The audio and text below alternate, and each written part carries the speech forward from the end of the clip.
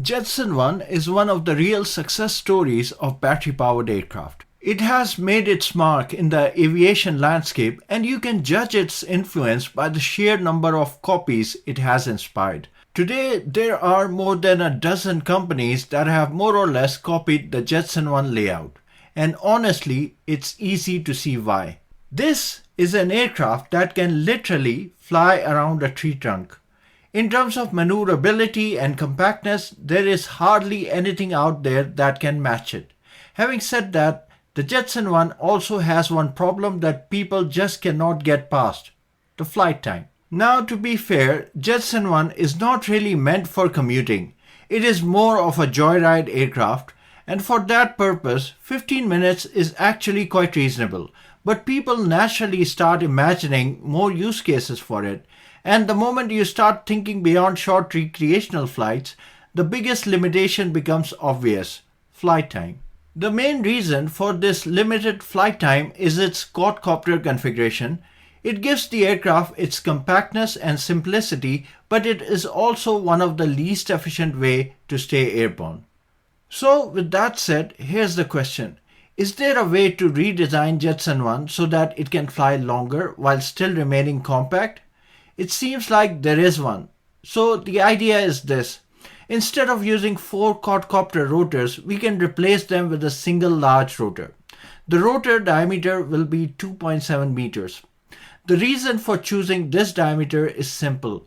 The footprint of the redesigned aircraft remains almost the same as Jetson One. So in terms of clearance, it is still operating within the same basic space. For forward propulsion, instead of tilting the large rotors, we use horizontal propulsors. These will be mounted at the end of short stubby anhedral wings. The tail will use anhedral canted rear stabilizers. This idea is inspired by Kawasaki's K-Racer, and we will explain later in the video why this feature is important. So now let's explore why this design can be more efficient than the current coaxial quadcopter configuration. The first major advantage is the disk area. In the Jetson One, each rotor is around 1 meter in diameter, so 4 rotors together have a total disk area of around 3.14 square meters. On the other hand, a single rotor with a diameter of 2.7 meters has a disk area of around 5.72 square meters. So straight away, we have about 82% more disk area. And this makes a huge difference because disk area directly affects disk loading, and disk loading plays a major role in determining how much power is required to hover. Provided we keep the weight the same, which should be doable, and assuming the total weight with pilot on board is 200 kilograms, the disk loading for Jetson One would be around 63.69 kilograms per square meter.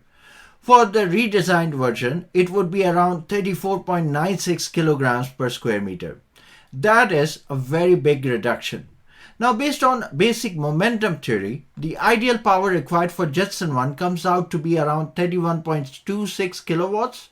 For the redesigned version, it comes out to be just 23.21 kilowatts. So even before considering other losses, the single large rotor is already showing a clear advantage.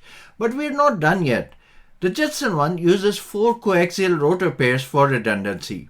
This means that to generate the required thrust, which is in our case around 2000 newtons, it has to spend more energy than a single uninterrupted rotor. The problem is interference. In a coaxial rotor system, the bottom rotor is working inside the distributed downwash of the top rotor. This causes losses. So it is not uncommon to use an efficiency factor of around 80% for this type of arrangement. That means Jetson One may not use 31.26 kilowatts in reality. It may use closer to 39 kilowatts. Now, if the battery pack is around 13 kilowatt hours, and we assume that only about 80% of that is usable, then the usable energy is around 10 kilowatt hours. With a power draw of around 39 kilowatts, that gives us roughly 15 minutes of flight time. And that is very close to the actual flight time associated with Jetson One. So the maths does check out. Now let's repeat this exercise for our redesigned version. If we use the same battery pack and the hover power is around 23.21 kilowatts, then the aircraft could stay in the air for around 26 minutes. That means in hover alone, the flight time improves by roughly 73%, and that is a serious improvement. Jetson One has multiple rotors, so it has redundancy. A single rotor aircraft sounds more risky. But here's the important point. A single large rotor can be designed to auto-rotate in case of power failure. This is something helicopters already do. To make this possible, we would need a freewheeling unit, or in simple words, a one-way clutch. Yes, this may add a little weight, but remember, in this new design, we are no longer using 8 separate motors and 8 separate speed controllers, so there is some room to work with. Now let's look at the anhedral wings with motors at the end. These motors would do two things. First, they would provide forward thrust. Second, by spinning at different speeds, they could help counteract the torque from the main rotor. And the wings themselves are not just there to hold the motors, they can also provide lift in forward flight. The anhedral shape is inspired by aircraft like the Airbus Racer, where the downward tilted wing position helps manage rotor downwash and improves overall integration. In forward flight, these wings could provide a significant portion of the lift, potentially up to 50% depending upon the speed and design. And this is where the efficiency advantage becomes even more interesting. If the same rotors are responsible for both lift and thrust, the system becomes complicated and less efficient. In a helicopter, this is done by changing the blade pitch and controlling the rotor disc, while in a multicopter, it is done by changing the rotor speeds so that the whole aircraft tilts forward. This gives the aircraft a forward component of thrust. That approach is simpler than a helicopter, but aerodynamically, it is not very efficient. In fact, forward flight can be quite power intensive for a quadcopter aircraft because it does not have wings to generate lift efficiently. The rotors are still doing almost all the work. In our modified design, however, the thrust motors are installed horizontally, so even small motors can push the aircraft forward without requiring the main rotor to tilt the whole aircraft aggressively. And once again, the aircraft gains speed and the wings start helping with the lift. That means the main rotor does not have to carry the entire burden all the time. And finally, let's talk about the empennage. The canted rear stabilizers are inspired by Kawasaki's K-Racer, which is a highly efficient cargo-carrying drone developed by the motorcycle giant. The purpose of these stabilizers is to provide yaw stability.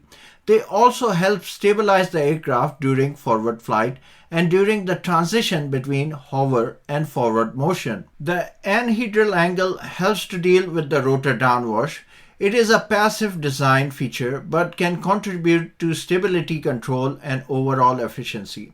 So when you put all of these elements together, the redesigned aircraft has several potential advantages. It has a larger rotor disc area, it has lower disc loading, it avoids coaxial rotor interference, it can use wings to generate lift in forward flight, it uses horizontal propulsors for efficient forward thrust, and it can potentially use auto-rotation as a safety feature.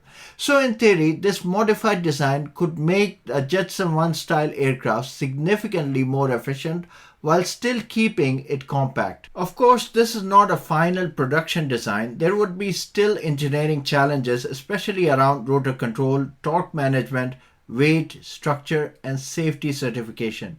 But as a concept, it does show that there may be a better way to get more flight time out of a compact personal aircraft. So what do you think about this modified design? Could this be a better direction for aircraft like Jetson One, or do you think the simplicity of the original quadcopter layout is still the better choice? Do let me know in the comment section. And with this, the video is concluded. If you learned from it, then please do give it a thumbs up. Thank you for your attention.